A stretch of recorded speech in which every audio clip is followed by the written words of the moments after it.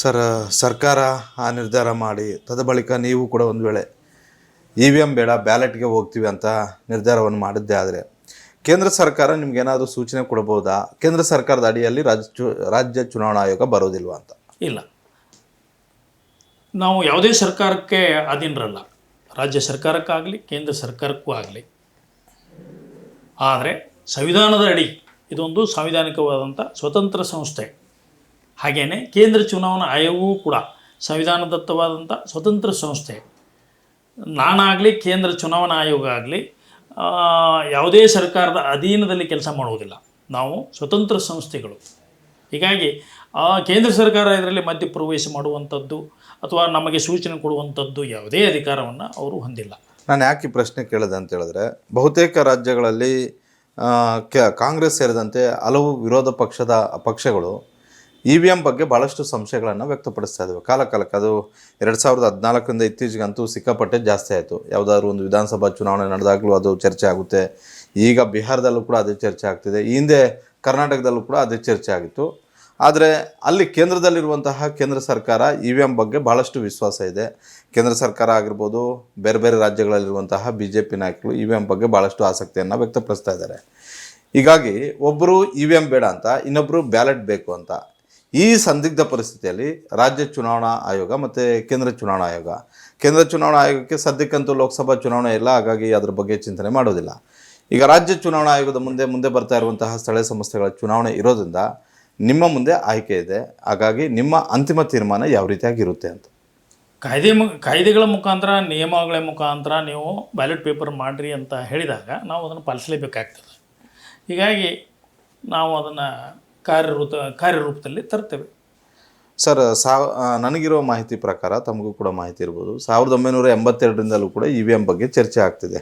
EVM ಮೊದಲು ಕೆಲವೊಂದಷ್ಟು ಕ್ಷೇತ್ರಗಳಲ್ಲಿ ಮಾತ್ರ ಸೆಲೆಕ್ಟಿವ್ ಆಗಿ ಬಳಕೆ ಮಾಡಿದ್ರು. ಆದರೆ 1982 ಕೇರಳದ ಒಂದು ವಿಧಾನಸಭಾ ಸಂಸ್ಥೆಯಲ್ಲಿ ಎಸ್ ಸರ್ ಈ EVM ಅನ್ನು ಪ್ರಥಮ ಬಾರಿಗೆ ಉಪಯೋಗ ಮಾಡಿದ್ರು. ತದ ಬಳಿಕ 2004ರಿಂದ 1999ರಲ್ಲಿ ಕೆಲವಷ್ಟು ಲೋಕಸಭಾ ಕ್ಷೇತ್ರಗಳಲ್ಲಿ ಕೂಡ EVM ಅನ್ನು ಉಪಯೋಗ ಮಾಡಿದ್ರು.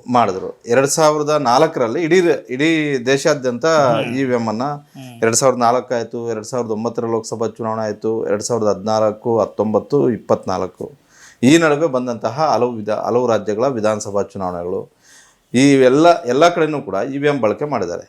EVM ಬಳಕೆ ಮಾಡೋದ್ರಿಂದ ಇರುವ ಉಪಯೋಗಗಳೇನು ಅಂತ? EVM ಬಳಕೆ ಮಾಡೋದ್ರಿಂದ ಇರುವಂತಹ ಮಾಡೋದ್ರಿಂದ ಅಂದರೆ ಅವರು ಹೇಳುವ ಹಾಗೆ ಏನೋ ಇದೊಂದು ಟೆಕ್ನಾಲಜಿ ಮತ್ತು ಬೇಗ ನಿಮಗೆ ಫಲಿತಾಂಶ ಬರ್ತದೆ, ಸಮಯ ಭಾಳಷ್ಟು ತೆಗೆದುಕೊಳ್ಳುವುದಿಲ್ಲ ಅಂತ ಒಂದು ಅನುಕೂಲತೆಯನ್ನು ನಾವು ತಿಳ್ಕೊಂಡಿದ್ದೇವೆ. ಇಷ್ಟೆಲ್ಲ ಅನುಕೂಲತೆಗಳು ಇರುವಂತಹ EVM ಮೇಲೆ ಏಕಾಏಕಿ ಸಂಶಯಗಳು ಬರ್ತಾ ಇದ್ದಾವೆ. ನಾನು ಹಿಂದೆನೂ ಕೂಡ ಕೇಳಿದೆ ನಿಮಗೆ. 2013ರಿಂದ ಇತ್ತೀಚೆಗೆ 2014ರಿಂದ ಇತ್ತೀಚಿನ ಚುನಾವಣೆಗಳು, ಅದು ಬೇರೆ ಬೇರೆ ರಾಜ್ಯಗಳ ವಿಧಾನಸಭಾ ಚುನಾವಣೆ ಆಗಿರ್ಬೋದು, ನಡೆದಂತಹ 3 ಲೋಕಸಭಾ ಚುನಾವಣೆಗಳಾಗಿರ್ಬೋದು, ಹಲವು ಅನುಮಾನಗಳು ಸೃಷ್ಟಿಯಾಗಿದೆ. ಹೀಗಾಗಿ ಈಗ EVM ಬೇಡ, ನಮಗೆ ಬ್ಯಾಲೆಟ್ ಬೇಕೇ ಬೇಕು ಅಂತ. ಅದರಲ್ಲೂ ಕಾಂಗ್ರೆಸ್ ಎಲ್ಲೆಲ್ಲ ಅಧಿಕಾರದಲ್ಲಿದೆಯೋ ಆ ರಾಜ್ಯಗಳಲ್ಲಿ ಸ್ಥಳೀಯ ಸಂಸ್ಥೆಗಳಲ್ಲಿ ಇದನ್ನು ಅಡಾಪ್ಟ್ ಮಾಡೋದಕ್ಕೆ ಹೋಗ್ತಾ ಇದ್ದಾರೆ. EVM ಬೇಡ, ಬ್ಯಾಲೆಟ್ ತರಬೇಕು ಅಂತ ಹೇಳ್ಬಿಟ್ಟು. ಬಹುತೇಕ ರಾಜ್ಯದಲ್ಲಂತೂ EVM ಸ್ಥಳೀಯ ಸಂಸ್ಥೆಗಳ ಚುನಾವಣೆಯಲ್ಲಿ ಕಾಂಗ್ರೆಸ್ ಒಪ್ಪೋದು ಭಾಳ ಅನುಮಾನ. ಈಗಾಗಲೇ 2 ಬಾರಿ ನಡೆದಂತಹ ಸಚಿವ ಸಂಪುಟ ಸಭೆಯಲ್ಲೂ ಕೂಡ ಸುದೀರ್ಘವಾಗಿ ಚರ್ಚೆ ಆಯಿತು. ಎಲ್ಲ ಸಚಿವರು ಅಭಿಪ್ರಾಯಗಳನ್ನು ಕೊಟ್ಟರು. EVM ಮೇಲೆ ಭಾಳಷ್ಟು ಅನುಮಾನಗಳಿದ್ದಾವೆ ಅನ್ನೋದನ್ನು ಕೂಡ ಹೇಳಿದ್ರು, ಬಹಿರಂಗವಾಗಿ ಕೂಡ ಹೇಳಿದ್ರು, ಇನ್ಸೈಡು ಕೂಡ ಅದೇ ಚರ್ಚೆ ಆಗಿದೆ. ಅದಾದ ಬಳಿಕ HK ಪಾಟೀಲ್ ಹೇಳಿದ್ದಾರೆ, ಮುಂದೆ ಬರುವಂತಹ ಸ್ಥಳೀಯ ಸಂಸ್ಥೆಗಳ ಚುನಾವಣೆಯಲ್ಲಿ EVM ಬಳಕೆ ಮಾಡೋದಿಲ್ಲ, ಬ್ಯಾಲೆಟ್ ಪೇಪರನ್ನು ಬಳಕೆ ಮಾಡ್ತೀವಿ ಅಂತ. ಬ್ಯಾಲೆಟ್ ಪೇಪರ್ ಬಳಕೆ ಮಾಡೋದ್ರಿಂದ ನಕಲಿ ವೋಟುಗಳು ಜಾಸ್ತಿ ಹಾಕ್ಬೋದು ಅನ್ನುವಂಥ ಒಂದು ಚರ್ಚೆ ಕೂಡ ಇದೆ. ತಾವು ಇದಕ್ಕೆ ಏನು ಹೇಳ್ತೀರ ಅಂತ? ಇಲ್ಲ, ಹಾಗೆಲ್ಲ ಆಗೋದಿಲ್ಲ. ನಾವು ಸೂಕ್ತವಾದ ಒಂದು ಕ್ರಮ ತೆಗೆದುಕೊಳ್ತೇವೆ. ಚುನಾವಣಾ ಆಯೋಗದ ಮುಖಾಂತರ ಕಟ್ಟುನಿಟ್ಟಾದ ಚುನಾವಣೆ ವ್ಯವಸ್ಥೆಯನ್ನು ಮಾಡ್ತೇವೆ. ಅಕ್ರಮವಾದಂಥ ಮತದಾನ ಈಗ ಮಾಡಲಿಕ್ಕಾಗಲ್ಲ. ಯಾಕಂದರೆ ನಾವೆಲ್ಲ ಮತಗಟ್ಟೆಗಳಿಗೆ ನಾವು CCTVಯನ್ನು ಅಳವಡಿಸ್ತೇವೆ. ಯಾಕಂದರೆ ಕೇಂದ್ರ ಚುನಾವಣಾ ಆಯೋಗವೂ ಕೂಡ ಮುಖ್ಯ ಚುನಾವಣಾ ಅಧಿಕಾರಿಗಳಿಗೆ ಮತ್ತು ಎಲ್ಲ ರಾಜ್ಯಗಳಿಗೆ ಶೇಕಡ 100ರಷ್ಟು ನಾವು ಸಿ ಸಿ ಟಿ ವಿಯನ್ನು ವೆಬ್ ಕಾಸ್ಟಿಂಗ್ ಅಂತ ಹೇಳ್ತೇವೆ. ಸಿ ಸಿ ಟಿ ವಿಗಳನ್ನು ಅಳವಡಿಸಬೇಕು ಅಂತ ಹೇಳಿ ಅವರು ಸುತ್ತೋಲೆಯನ್ನು ಕೂಡ ಕೊಟ್ಟಿದ್ದಾರೆ.